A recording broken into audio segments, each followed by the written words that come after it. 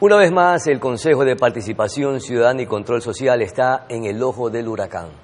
La Fiscalía General del Estado allanó sus oficinas por presuntos delitos de simulación y usurpación de funciones y por incumplir la sentencia de la Corte Constitucional para designar al superintendente de bancos, en este caso denominado ligados.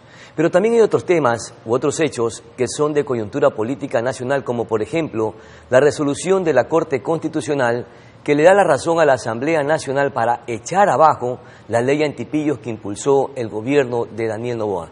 Sobre este tema, o sobre estos temas y otros más, conversaremos con Andrés Vázquez, analista político, a quien saludamos y le damos la cordial bienvenida. Andrés, empecemos con el allanamiento de la Fiscalía hacia las oficinas de la Corte del Consejo de Participación Ciudadana y Control Social. Se da precisamente por esta pugna de la designación del superintendente de bancos. ¿Qué irregularidades se cometieron para que, en efecto, la Fiscalía haya allanado esta institución? Bienvenido. Muchas gracias, Pedro, por tenerme. Un saludo a todos los oyentes y teleasistentes de este prestigioso canal. A ver, el tema del Consejo de Participación Ciudadana no es nuevo, es cansón, sinceramente. Creo que los ecuatorianos tienen muy poca confianza en lo que es el CPC-CCC, y realmente esta vinculación del caso Ligados con la Fiscalía, no sé a qué desemboque, pero es terrible la usurpación de funciones que han tenido los consejeros para bajarse una designación que era ya justificada y en firme, y poner la designación del anterior superintendente de bancos, Raúl González. Entonces, es simplemente un capítulo más en esta triste historia del Consejo de Participación Ciudadana.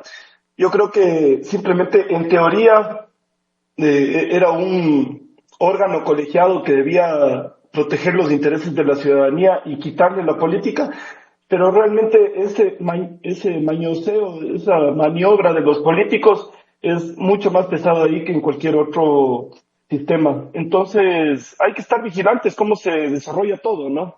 Ya, y entre Romero y González, ¿quién debe ser entonces designado como el superintendente de bancos? Porque hay una sentencia por parte de la Corte Constitucional y este pronunciamiento ya es establecido por un organismo máximo de justicia en el país. ¿No debe haber un desacato entonces?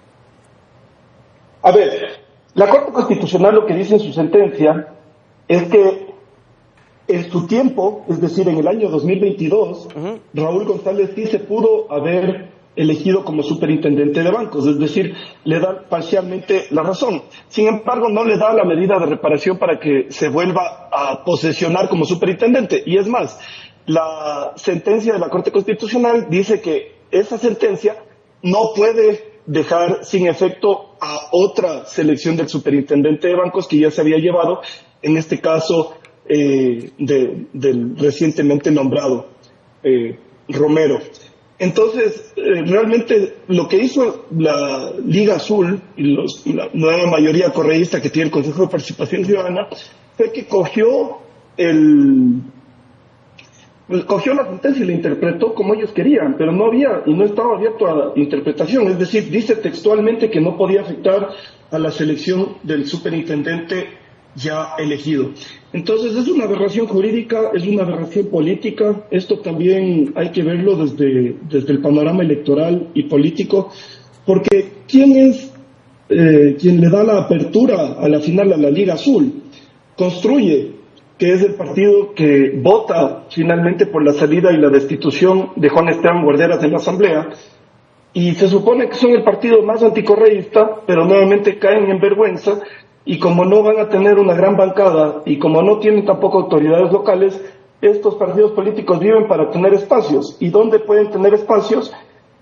A través de un muñequeo con la Liga Azul, y ahora quieren nombrar no solo otros espacios, sino también en específico a través de la asesora de la bancada, el Consejo de la Judicatura. Entonces es la vieja politiquería de siempre, y realmente todos los ecuatorianos estamos asqueados con esto, creo yo. Ya, perfecto. Ahora, la Corte Constitucional, el Consejo de Participación Ciudadana votó para que González ocupe la superintendencia hasta el 2027 y Romero lo haga de agosto de 2027 hasta 2032. En todo caso, estaban incumpliendo, estaban interpretando la sentencia de la Corte Constitucional. ¿Estos hallazgos qué implican? ¿Que pudieran ser destituidos estos consejeros de la Corte, del Consejo de Participación Ciudadana, Andrés? Por supuesto. A ver, la Corte Constitucional ha activado el siguiente paso en la sentencia, que es el seguimiento y el cumplimiento de la sentencia, que eso lo puede hacer de oficio, y eso sucedió el día viernes. Entonces, ¿qué es lo que va a hacer la Corte Constitucional? Analizar si se dio cumplimiento a la sentencia, y en el caso de que no se haya dado, se haya hecho una mala interpretación, como sucedió en este caso, seguramente va a actuar y puede terminar incluso con la destitución de la Liga Azul. ¿Cuál es el problema? Que la Liga Azul todavía tiene control del Consejo de Participación Ciudadana, por eso ha cambiado a la vicepresidenta, pueden cambiar el presidente en cualquier momento, se viene el reglamento para la elección del nuevo fiscal, se viene la elección de los nuevos consejeros, y es terrible porque teniendo esa mayoría mañosa, con el abogado del preso Jorge Glass, ex vicepresidente, realmente es muy preocupante, con Eduardo Franco Lor, Nicole Bonifaz, Verduga y la nueva vicepresidenta tienen mayoría para hacer y deshacer lo que ellos quieran. Hay que ver qué pasa, estimado Pedro, pero esto solo es el inicio en un abultado panorama político con el Consejo de Participación Ciudadana, dominado completamente por una mayoría correísta. Pero hay dos escenarios nuevos que parece ser que están haciendo retroceder a la primera resolución del Consejo de Participación Ciudadana, e incluso la Asamblea Nacional para el día de hoy ha convocado precisamente al Legislativo para posesionar a Romero como superintendente de bancos. Y mire usted que Fantoni ha convocado para el día de hoy una sesión para anular la designación como superintendente de bancos a Raúl González. Por supuesto, hay que estar vigilantes. Por supuesto, hay los dos eventos, tanto en la Asamblea como en el Consejo de Participación Ciudadana.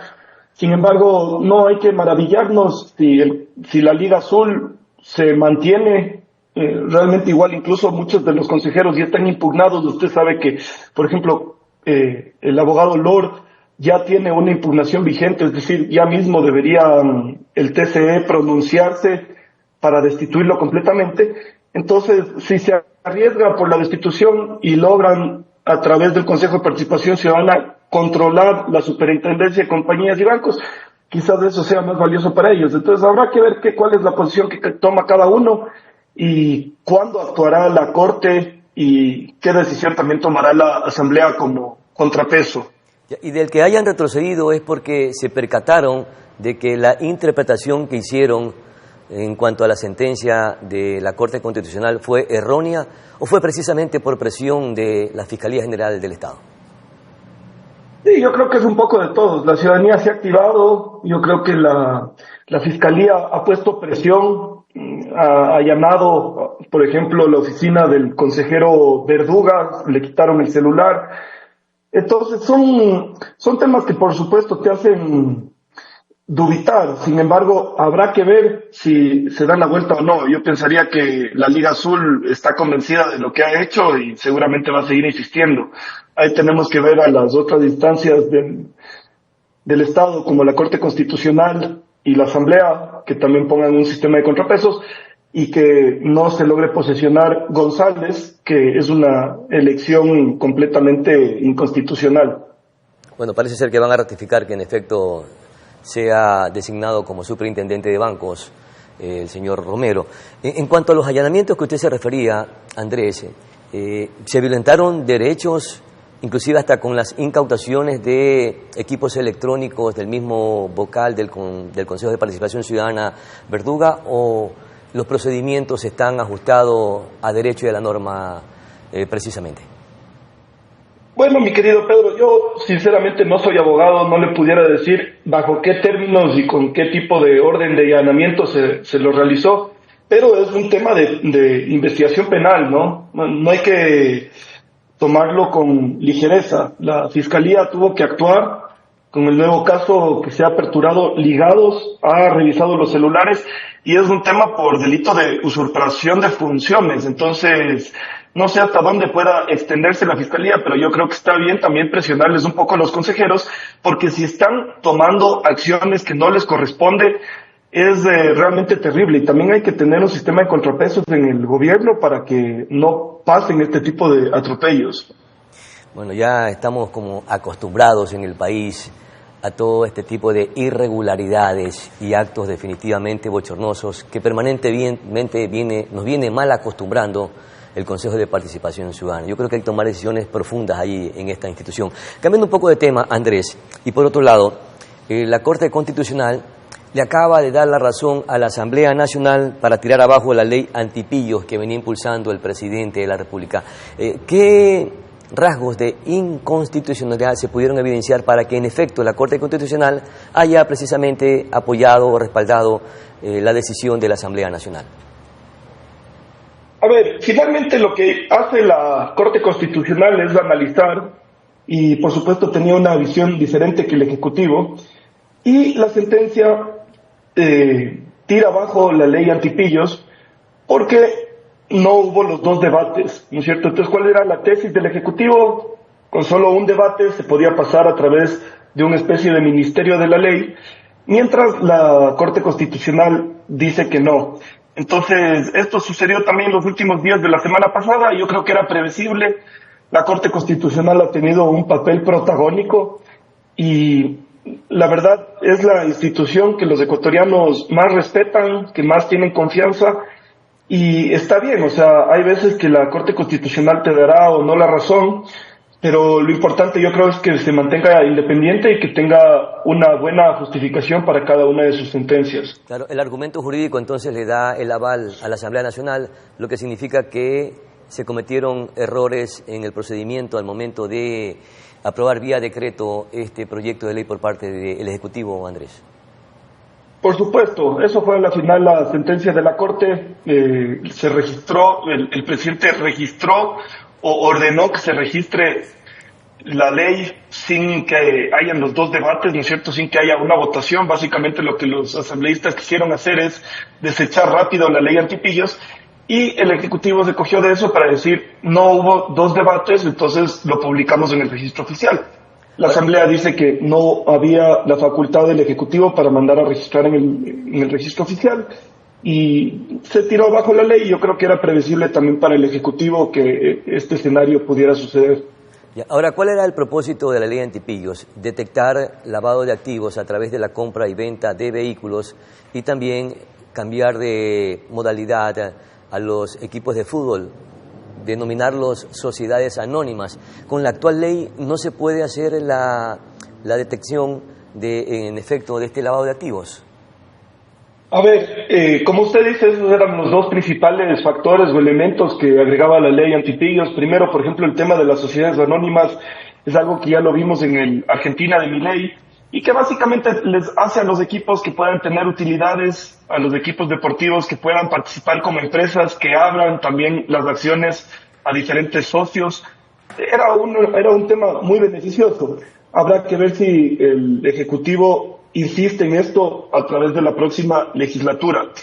El otro tema es el tema de la compra y venta de carros y otro tipo de lavados. Estaba promocionado también de manera técnica con la UAFE. Todo se viene abajo, pero veamos cómo, insisto, el Ejecutivo puede rever esto y puede proponer otra ley en los próximos 4 años de legislatura. Haciendo otras modificaciones seguramente en el proyecto de ley.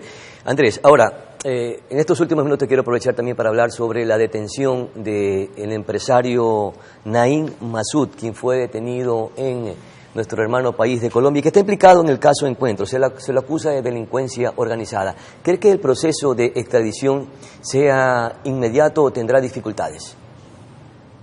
A ver, la detención del ciudadano Naim Masud, que no solo estaba involucrado en el caso Encuentro, sino también en el caso Metástasis, y es más, había muchos videos de la casa de este ciudadano donde se veía con muchas figuras políticas transando, y eso ha sido raíz de muchas investigaciones y presuntas ilegalidades.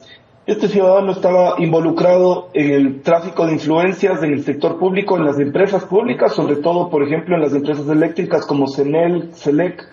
Y esto es doblemente aberrante porque estábamos en una crisis energética no solo en este gobierno, sino también en el anterior. Y mientras acá no teníamos para la generación eléctrica y en vez de firmar los contratos eléctricos, los ciudadanos como Naim Masou, involucrados con la política del gobierno del encuentro, estaban ferreándose las empresas eléctricas. Entonces, es terrible. Ahora, el Ecuador, entonces, el proceso, no sé si... Le preguntaba precisamente por el proceso de extradición, porque hay quienes sostienen que esto es una especie de aprovechamiento por el tema electoral que vivimos y se le va a dar agilidad para que lo extraditen, a diferencia de Luque, que está en Argentina detenido desde hace más de un año y no se lo puede extraditar. ¿Cree que existan esas posibilidades políticas, Andrés? Por supuesto, y discúlpeme, Pedro, ya iba con la parte de la extradición. Hay que apurar el tema de la extradición, ahí tiene que ver muchos factores. Primero es el pedido de extradición que se envía desde el presidente de la Corte, en este caso José Swing. Tiene que enviar el pedido de extradición, los colombianos, por ejemplo, tienen que aceptar el pedido de extradición y organizar todo el tema. Yo he escuchado que en algunos casos se demora 1 año, 2 años, en otros será servicio express. Ahí tendrá que ver mucho el palanqueo político y las ganas que tengan también los ciudadanos colombianos o las autoridades colombianas de extraditar a este señor. No creo que tiene tanto que ver por el tema político. No sé qué tanto le sume. Había también la tesis de que ya mismo van a atrapar a Fito y lo van a soltar dos días antes de elecciones. Hay que entender que este gobierno es un gobierno serio que ha luchado contra la delincuencia organizada. Ya han habido arrestos y allanamientos. Yo creo que este es el gobierno donde menos impunidad ha habido. Mire cómo gente del anterior gobierno ya está cumpliendo las sentencias independientemente si están extraditados o no. Además, seguramente las autoridades colombianas que atraparon a Naim Masou en Bogotá la última semana no saben ni siquiera cuál es el panorama electoral en el Ecuador, y que lo hayan atrapado es independiente del proceso que estamos viviendo acá. Entonces habrá que ver qué tan rápido se entrega al ciudadano, a las autoridades ecuatorianas, y ojalá que cumpla su sentencia y que las investigaciones se lleven de la mejor forma también cuando ya llegue acá. Perfecto. Vamos a agradecer la participación de Andrés Vascones, analista político, quien ha hecho algunos análisis alrededor de estos temas que son de coyuntura política nacional. Vamos a una brevísima pausa publicitaria, enseguida retornamos.